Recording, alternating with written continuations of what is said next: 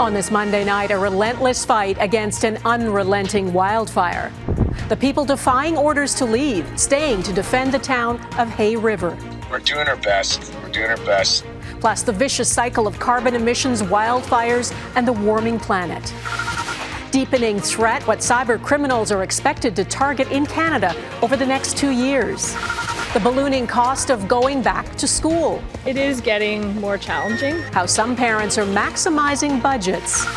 And righting a decades-old wrong. Today was probably one of the most happy days in my life. The return of a stolen totem pole to a BC First Nation.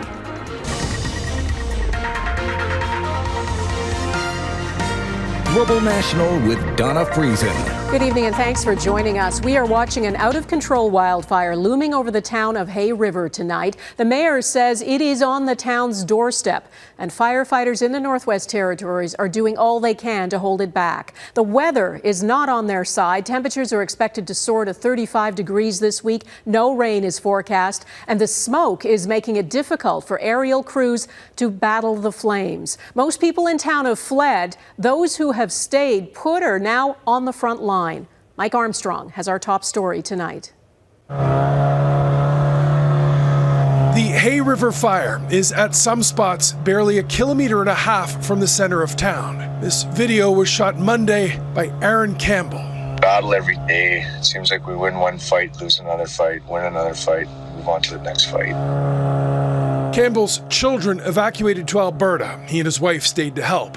It's been mostly 14-hour days, one after another, protecting the town where he was born and raised with welcome support. We're getting people from BC, from Fort Nelson. They come up and help. We got guys from Ontario that are here right now today.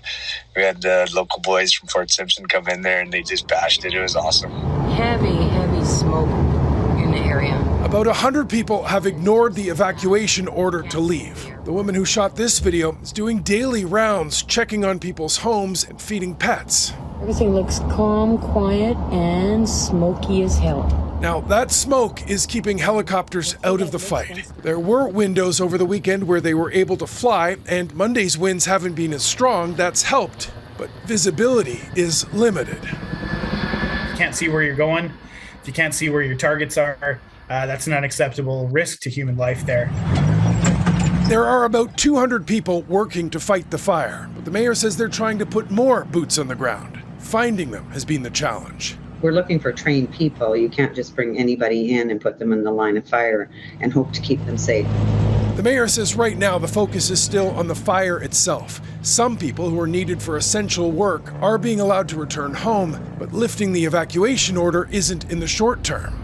There are fires along the highway, so that's going to be, people are going to have patience. Crossing the bridge. The forecast for the coming days is a mixed bag. Winds will be from the north, and that will help. But there isn't any substantial rain expected for several days. Mike Armstrong, Global News. The wildfires are causing huge upheaval and uncertainty. The territorial government has decided to delay its October election because of them. Voters will now go to the polls 6 weeks later on November 14th. The Northwest Territories has smashed the 2014 record for wildfires as measured by heat output, and the toxic emissions from smoke are having a major impact on the environment. This year, wildfires in the territory have emitted 107 megatons of carbon into the air, and with that comes an increased risk for wildfires to release even more carbon into the atmosphere. As Eric Sorensen reports, there's an urgency to better understand its effects. Canada's boreal forest is our ally in fighting climate change, a vast carbon sink that absorbs greenhouse gas emissions. But when trees burn, carbon is released. As Canada and northern latitudes warm twice as fast as the rest of the planet, a vicious cycle is being triggered.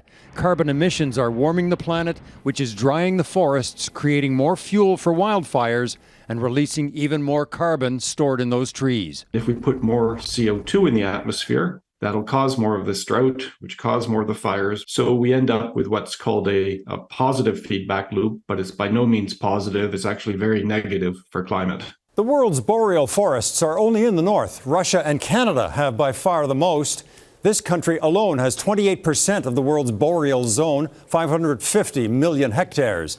The record for carbon from Canadian wildfires was set in 2014, 138 megatons. This year, 377 megatons of carbon, almost 3 times the previous record. What's remarkable is the number of intense fire regions this year. Wildfires began in May, primarily in Alberta. Quebec saw huge fires in June that blanketed eastern Canada and the U.S. in smoke. In July, intense fires burned in parts of BC. By early August, fires were burning in the high Arctic down towards Yellowknife. And this week, in the Northwest Territories south of Great Slave Lake. 70% of Canada's Indigenous communities are in forested regions, and they are most at risk for pollutants from wildfires. There's a wide range of impacts on the carbon side, but also the air pollution side, particulate matter, volatile organic compounds, benzene, toluene, really unpleasant things that have direct consequences for human health. Particulates from smoke will also speed the melting of Arctic ice. The cascading effects of wildfires in our forests are apt to accelerate the consequences of climate change. We count on forests to convert our CO2 to the oxygen that we breathe. And as we lose more and more of it, we're going to have less and less of that process. The boreal forests are a very important sink for CO2. Greg Evans believes, as bad as it is this year, the records being set for wildfires and carbon emissions will likely be broken in future years. Eric Sorensen, Global News, Toronto. In BC, some positive signs the wildfire situation is improving around Kelowna. Though it's destroyed many homes and is still out of control, firefighters have now pushed back the McDougall Creek fire into the hills beyond residential areas. That's allowed thousands of evacuees to return home. But with unusually warm temperatures across the province, BC's record wildfire season is not over. It has been heartening to watch many people return home in recent days. However, many communities still remain on alert and order, and many wildfires remain highly active. More wildfire resources are being sent to the northern half of BC because of the unseasonably high temperatures there. More than 370 active wildfires are burning across the province. More than 150 of them are out of control, and about 8,000 people are still under evacuation orders. In Quebec, police have now launched a criminal investigation into a fire that killed a number of people in a building in Old Montreal. The night of the fire, there were 22 people in the Heritage Building, some of them staying in illegal Airbnb rentals. 6 escaped unharmed, 9 were injured, and 7 died. Montreal police say they found evidence suggesting the fire was deliberately set.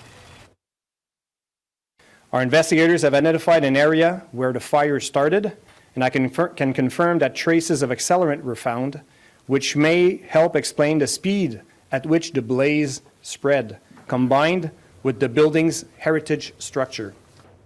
Police are not disclosing any more about the investigation at this point. Victims' families have been notified. The fire in March prompted Quebec to introduce new legislation regulating short-term rentals. The building's owners also face scrutiny over multiple fire code violations flagged by inspectors over the years. It is hurricane season in the Atlantic, and a storm named Franklin has rapidly intensified. Franklin is now a Category 4 hurricane. It is packing sustained winds of about 230 kilometers an hour. The storm is expected to strengthen as it tracks just west of Bermuda by Wednesday. Its impact, though, is already being felt in the U.S. The National Hurricane Center warns life-threatening surf and rip currents are occurring along the U.S. East Coast. Some ominous signs of what's coming along Florida's Gulf Coast, where people are being warned to brace for impact. Tropical storm Idalia, which started over the Gulf of Mexico, is now projected to be a Category 3 hurricane when it hits Florida on Tuesday. Life-threatening storm surges up to 3 meters high are forecast, along with winds of up to 160 kilometers an hour. Evacuations are already underway in coastal communities, and the American president has approved an emergency declaration for Florida authorizing federal disaster assistance. A trial date has been set for former U.S. President Donald Trump's election interference case. It will begin on March 4th, 2024, in the middle of the Republican presidential primaries and the day before Super Tuesday. Special counsel Jack Smith's team wanted the trial to start in January of 2024. Trump's lawyers argued it should be pushed until April 2026. The federal judge overseeing the case said neither of those dates was acceptable. Last week, Trump was booked on separate criminal charges in Georgia, and he's expected to enter a plea on those in early September. Back in this country, a new federal report warns ransomware attacks are now the most disruptive form of cyber attack on Canadians. And it paints a picture of what lengths countries such as Russia and Iran will go to and what they are targeting. As Mackenzie Gray reports, it also highlights the potential digital damage that could hit Canada's infrastructure. After more than 18 months of Vladimir Putin's war in Ukraine, Moscow has opened up a second front in cyberspace. As long as they don't target Russian interest or Russian citizens, they are turning a blind eye to their activity. The Canadian Centre for Cybersecurity warning the Kremlin will allow cyber criminals to operate with near impunity, and extorting Canadian organizations is fair game, pointing to ransomware attacks against Sick Kids Hospital in Toronto and other major Canadian businesses. The Russian government is happy when we're dealing with these sorts of problems and not focusing on addressing the threat that it's posing in the war in Ukraine. Those attacks officially costing the Canadian economy $530 million annually, but with limited reporting, the true cost is considerably higher. We assess that only 5 to 10% of victims actually report to law enforcement. And the online strikes are expected to increase over the next 2 years, with the Cyber Centre projecting criminals will focus on high-value targets like electrical grids, pipelines, and airports. As long as those cyber criminals continue to make money, we suspect that that will be an active, active targeting of Canadian and Canadian business. Money also being scammed off individual Canadians through less sophisticated means. Criminals impersonating organizations like the CRA and Canada Post, as well as businesses like Amazon, UPS, and Netflix, in a bid to steal valuable personal and financial information through phishing scams. Once you click on it and your information is out there in cyberspace, putting the toothpaste back in the tube is just not possible. One country missing from the report, China, with the head of the Security Center saying Beijing focuses its activities on stealing intellectual property, Donna, not on cybercrime. Okay, Mackenzie Gray in Ottawa, thank you. 28 handguns are off Toronto's streets thanks to a tip-off from hotel housekeeping staff. The handguns were seized after cleaning staff at a North York hotel found 3 firearms on August 21st and contacted police, who sealed the room and seized the weapons. Officers executed a search warrant the same day and discovered 25 additional guns in the same hotel room. These guns were 100% destined for our streets in Toronto. And as a result of this seizure, they cannot be used to take someone else's life and severely injure and maim people. A 30-year-old Ottawa man faces 136 charges, including possession of prohibited devices and possession of a gun with an altered serial number. Police say a portion of the 28 firearms seized, which includes 20 Glock pistols, have been traced back to the southern U.S. This year, 382 illegal firearms have been seized in Toronto, 1,300 across Ontario. A lot of parents celebrate this time of year. This year, though, many are feeling the squeeze with back-to-school budgets. How they're coping, coming up. Plus, caught on camera, the terrifying moment a helicopter plunges from the sky.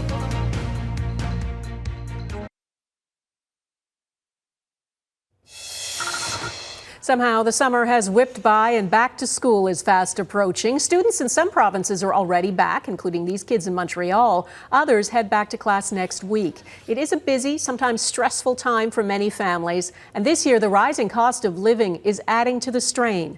Taria Isri looks at what some parents and kids are doing to keep costs down.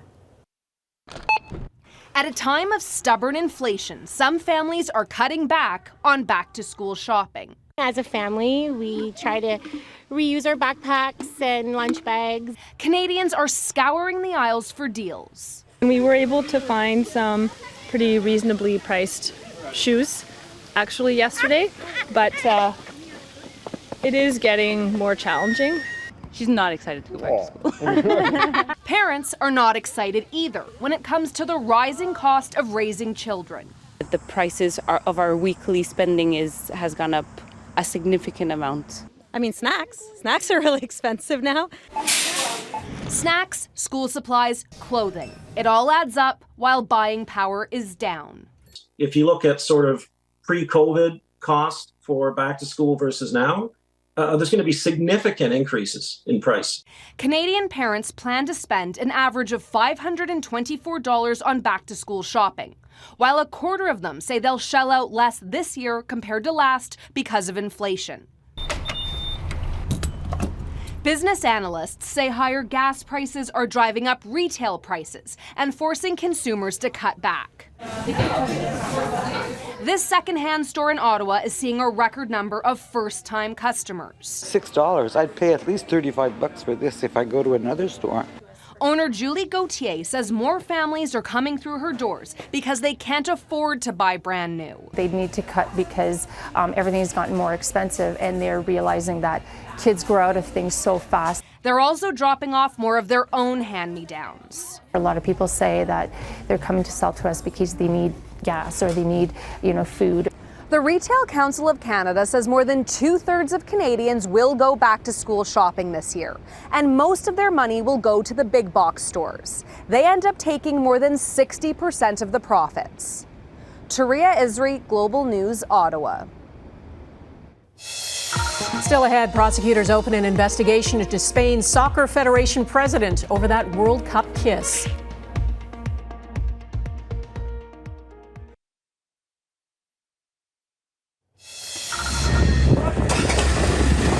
This horrifying scene played out near Fort Lauderdale, Florida today.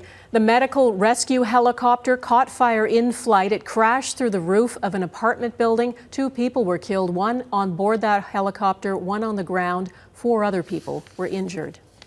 Ukraine claims it has liberated a strategic village in the southeast. Ukraine's defense ministry posted this video today after a week of grinding combat. Soldiers raised the Ukrainian flag in the settlement despite resistance from Russian troops. Russia is denying the advance. If true, it could help boost Ukrainian morale and open a path towards the Sea of Azov. Hundreds of thousands of air travelers are facing delays across the UK and beyond after a technical issue shut down Britain's air traffic control system, forcing it to revert to a manual system. More than 500 flights were cancelled, thousands more delayed, disrupting plans for people during the August bank holiday, one of the busiest travel days of the year. The problem has been fixed, but it's going to take a few days for airlines to deal with all that disrupted travel. Prosecutors in Spain have opened a preliminary investigation into the conduct of the country's top soccer official after he forcibly kissed a player on the lips. As well, the Spanish Soccer Federation has called on Luis Rubiales to resign immediately, saying the unacceptable behavior has caused great damage to the image of Spanish soccer. On Saturday, FIFA suspended him for 3 months. It's all sparked a national debate about sexism, sexual aggression, and abuse of power, not only because he grabbed and kissed the star player Jenny Hermoso on the lips after Spain's win at the World Cup, but because of his defiance afterward. He claims what he did was consensual. Hermoso says she did not consent and feels she was a victim of aggression. The Spanish holiday island of Majorca was battered by torrential rain, flooding, and wind gusts reaching 100 kilometers an hour. The force of that storm was so powerful on Sunday, a cruise ship broke free from its moorings and crashed into a fuel tanker, then onto the rocks. It was a tense time for hundreds of passengers on board. The cruise ship company says a small number of people were injured. The ship's structure, they say, was not compromised. Returning home next, from Scotland back to its people, the story of a stolen totem pole.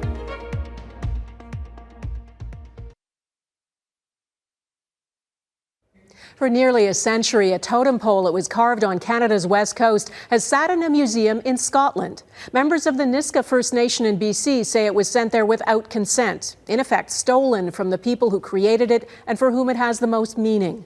Today, a Nisga'a delegation was in Edinburgh to mark the beginning of the towering totem pole's journey home, to a place where generations of Nisga'a people have never seen it. Redmond Shannon reports. The first steps in a process almost a century in the making. For Nisga'a First Nation chief Simoga Nisjol, it is a moment of deep importance to his family, the beginning of the journey home for the Nisjol Memorial Totem Pole from its current location in the National Museum of Scotland.